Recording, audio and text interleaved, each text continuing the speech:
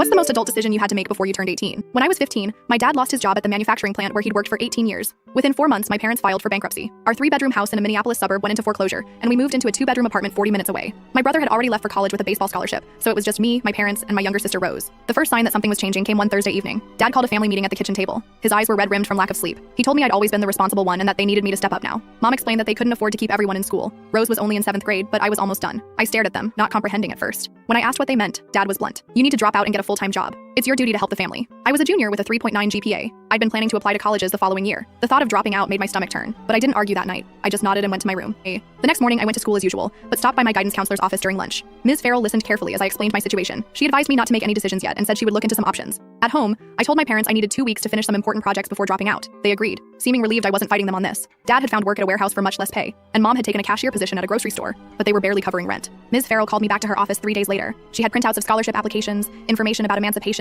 and a list of work-study programs. She explained that my situation qualified me for hardship consideration, but I would need to decide what I wanted. That weekend, I applied for a job cleaning houses through a service that didn't check ages too carefully. I started working every Saturday and Sunday from 8 a.m. to 7 p.m. The work was exhausting, scrubbing toilets, mopping floors, dusting endless shelves of knickknacks in wealthy people's homes. I handed most of my earnings to my parents, keeping just enough to buy application fees for scholarships and programs. You're a good girl. This helps more than you know, Mom said when I gave her my first paycheck. During weeknights, I stayed at school until the library closed at 8 p.m., using their computers to work on applications. I told my parents I had joined a study group. When I got home, I would help Rose with her homework, then stay up until 2 a.m. completing my own assignments. By December, dark circles had formed under my eyes. My grades slipped from A's to B's, but I maintained enough to keep my GPA above 3.5. My cleaning supervisor liked my work and gave me more houses, which meant more money but less time for schoolwork. At Christmas, we couldn't afford presents. Instead, Dad announced what he called good news. He told me he'd found me a full-time position at the warehouse and that I could start after New Year's. I insisted I needed to finish the semester, just 1 more month. He frowned but agreed. In January, I received my first acceptance letter with a full scholarship to a boarding school 3 states away. The program was designed for high-achieving students from difficult circumstances. I hid the letter in my backpack and continued applying to summer programs and colleges. By March, I had been accepted to 3 programs that would house and feed me while providing education. I chose the one that offered the most comprehensive scholarship and began preparing secretly.